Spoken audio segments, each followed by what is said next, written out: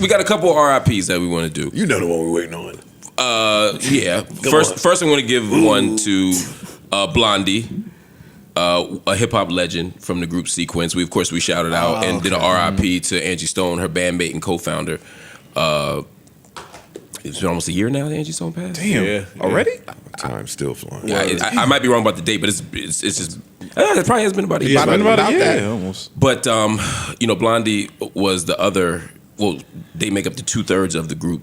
These are hip hop pioneers, hip hop legends, and again, we often don't write Sequence in particular in the hip hop history, but often early women pioneers in the hip hop history. So I just want to shout out Blondie, who passed away this week. Rest in peace. Rest in peace to her. The big story that everybody's been talking about for the last 24 hours has been the death of Afrika Bambaataa. Indeed. And this may be it's a complicated one. the toughest eulogy that I've ever had to do up here. Why? The word eulogy, etymologically, the first word, EU. Yes, get into your etymological bag. Oh, man, God. Think about it, right? I mean, you got me on that logos is words, but that U means good. Eulogy is good words. And it's hard to... Nigga, who knew that? Mark, I had no idea. Some books. all kinds of shit in books, man. And it's hard to give a eulogy for Afrika Bambaataa. I mean, anybody who knows hip-hop knows that Afrika Bambaataa is one of the pioneers. You can't talk about hip-hop without talking about Afrika Bambaataa. In 1982, Planet Rock becomes not just a soundtrack to the streets and one of the most important hip-hop songs ever made. Some of y'all know it from the City Girls remake. But he really put hip-hop on the map in a different kind of way. And even before that, in the late 70s, early 80s, as a DJ, when hip-hop was still a local event, when hip-hop was still a live event, when the DJ was the centerpiece in some ways more than the MC, he was there as well. You can't talk hip-hop without talking Afrika Bambaataa, and you can't talk about hip-hop culture without talking about the Universal Zulu Nation. Indeed. By the time you get to the late 80s, early 90s, with like the cultural nationalism of hip-hop, when everybody's wearing braids and sarongs and colors, and you got all these groups out there, they owe a debt. Yeah, that's where it comes from. They owe a debt to the Universal Zulu Nation. And that often doesn't get written into the history of hip hop. Sure. By the time we get to Native Tongues, we're already almost a generation past what Universal Zulu Nation did. So Afrika Bambaataa was the leader of all of that. And so under a normal situation, we would have started with some Bam music. We would have started with Planet Rock, and we would be shouting him out, and we'd be pouring out liquor for Afrika Bambaataa. But it's impossible for me. For me too. Yeah, me too. Right, for all of us, right? With any kind of principle or care to talk about Afrika Bambaataa the way we talk about other people in a eulogy, because for all the contributions he's made to hip hop, he's also done tremendous harm. One of the most vocal voices that we've seen and heard is Hassan Campbell, who's come forward to talk about the sexual violence that was perpetrated by Afrika Bambaataa against him. He's talked about that. That's his story. It's the second worst thing Afrika Bambaataa did.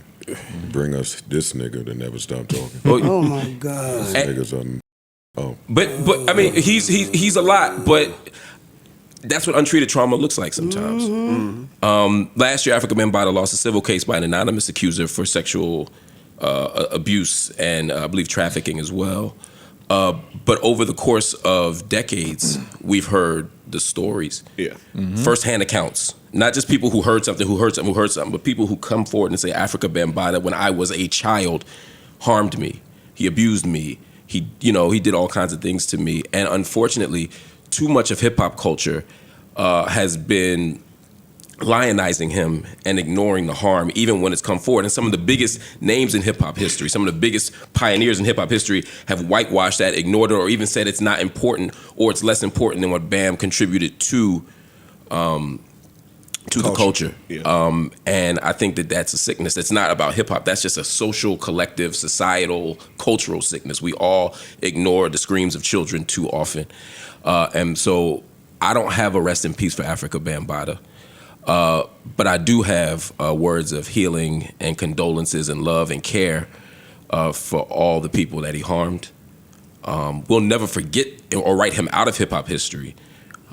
but we always have to have that asterisk next to it because those children matter far more than any musical contribution.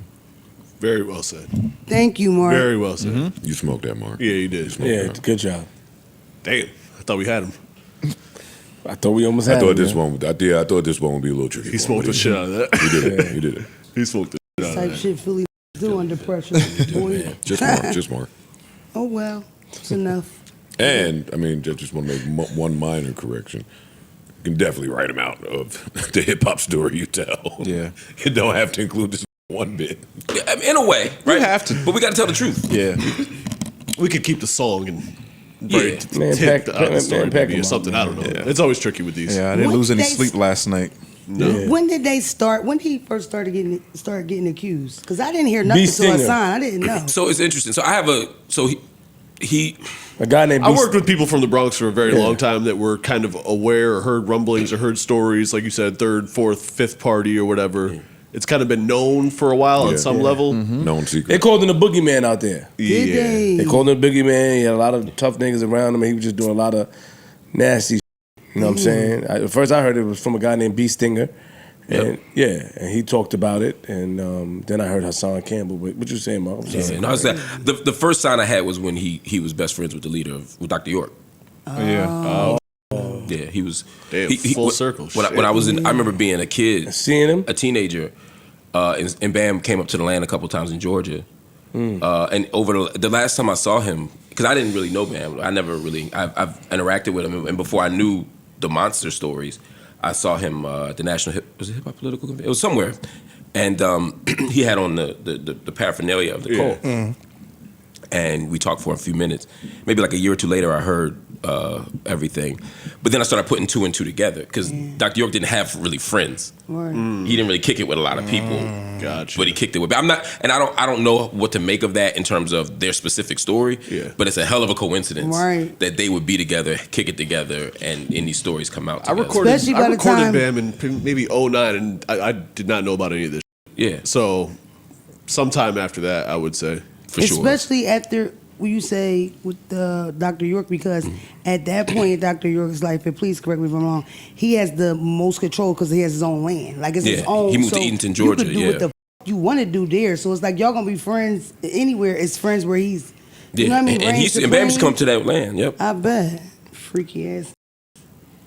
That's crazy. Yeah, it is. That's some crazy wild. Word. Yeah. Neutral button.